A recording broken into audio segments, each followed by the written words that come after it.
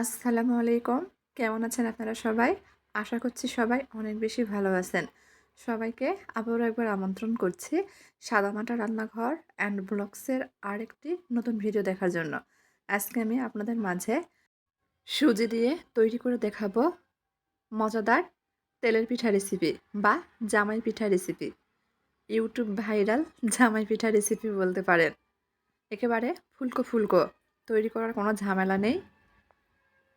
ঝটপট 10 মিনিটে তৈরি করে নিতে পারবেন। সবগুলো পিঠাই কিন্তু অনেক ফুলকো ফুলকো হয়। একটু অন্যরকমভাবে তৈরি করছি, আশা করছি ভালো লাগবে। তো চলেন দেখি তৈরির পুরো প্রস্তুত প্রণালী আপনাদের মাঝে শেয়ার করি। এখানে একটা বোল নিয়েছি, বোলের মধ্যে চায়ের কাপে মেপে 1 কাপ মতো সুজি দিয়েছি, সম পরিমাণ চালের গুঁড়া, হাফ কাপ মতো ময়দা ব্যবহার করেছি, সামান্য পরিমাণ লবণ দিয়ে দিচ্ছি, শুকনো উপকরণ একটু মিশিয়ে নিচ্ছি। পিঠাটা আমি রাতের বেলা তৈরি করছি, সেজন্য হয়তো ভিডিওটা এরকম দেখাচ্ছে, সবাই একটু মানিয়ে নেবেন। এখন কুসুম গরম দুধ দিয়ে ব্যাটার তৈরি করে নিচ্ছি। দুধটা কিন্তু অতিরিক্ত গরম নয়, কুসুম গরম। অল্প অল্প করে দিচ্ছি আর মেখে নিচ্ছি। দুধের পরিবর্তে চাইলেই পানি ব্যবহার করা যাবে, তবে দুধ দিয়ে পিঠার ব্যাটার তৈরি করে নিলে খেতে বেশি ভালো লাগে। ভালোভাবে মেখে নিয়েছি। এখানে আমি হাফ কাপ মতো খেজুর গুড় দিয়ে দিচ্ছি। খেজুর গুড়টা আমি একটু পানি দিয়ে জাল করে লিকুইড করে নিয়েছি, সেটা ব্যবহার করছি। মেখে নিচ্ছি। পিঠার এই ব্যাটারটা আপনি যত ভালোভাবে মথে নেবেন, পিঠাগুলো ততটাই ফুলকো হবে।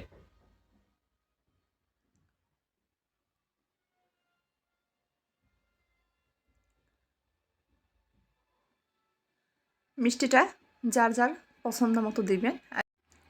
আমার বাসায় হালকা মিষ্টিটাই পছন্দ করে, সেজন্য এখানে হাফ কাপ গুড় দিয়েছি। গুড় দিয়ে খুব ভালোভাবে কিছুক্ষণ সময় মেখে নিয়েছি। এখানে হাফ কাপ নারকেল কোড়া দিয়ে দিচ্ছি।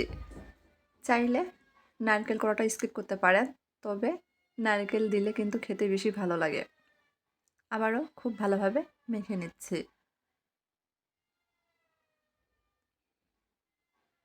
মোটামুটি 5 মিনিট মতো অফ ক্যামেরাতে মেখে নিয়েছি। মনে হচ্ছে পিঠার ব্যাটারটা একটু ঘন আছে, এখানে আরও সামান্য পরিমাণ দুধ দিয়ে মিশিয়ে নিচ্ছি। একেবারে ঘনও করা যাবে না, আবার পাতলাও করা যাবে না।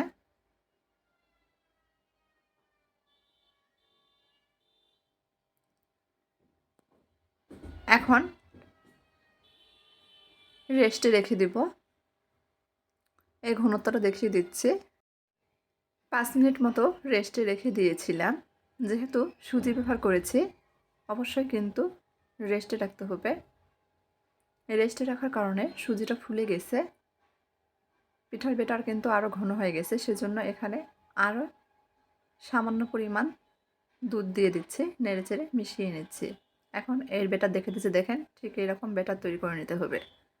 পিঠা তৈরি করার জন্য ব্যাটার একদম তৈরি। চুলার উপর ফ্রাই প্যান বসে দিয়েছি, পর্যাপ্ত পরিমাণ তেল দিয়ে দিচ্ছি। তেলটা খুব ভালোভাবে গরম করে নেব। তেল গরম হয়ে গেছে, ব্যাটার থেকে 1 হাতা মতো ব্যাটার ফ্রাই প্যানে দিয়ে দিচ্ছি, একটু উঁচু করে দিচ্ছি। দেখেন কতটা ফুলে উঠছে প্রথম পিঠা।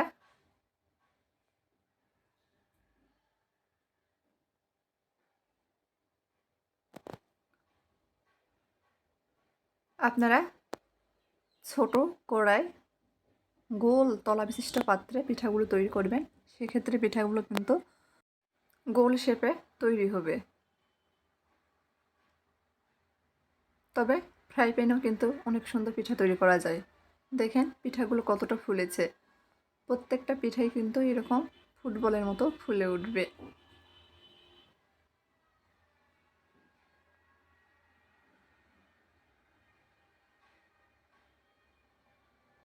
একটু সময় নিয়ে পিঠাগুলো ভেজে নিতে হবে, এতে করে কিন্তু উপরটা মুচমুচে হবে।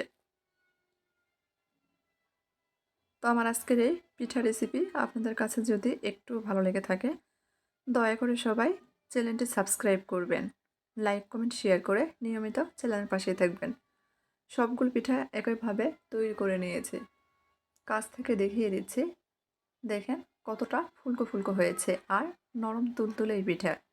উপরটা মুচমুচে, ভিতরে একদম নরম। সবগুলো পিঠাই কিন্তু ফুলেছে।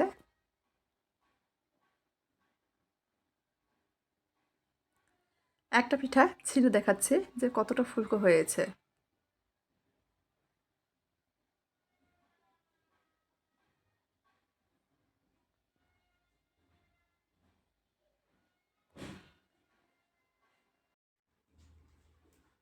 জামাই আসার আগে ঝটপট এই পিঠা তৈরি করে নিতে পারবেন। দেখেন কতটা সুন্দর হয়েছে। তো আজকের মতো এই পর্যন্তই। সবাই ভালো থাকবেন। আল্লাহ হাফেজ।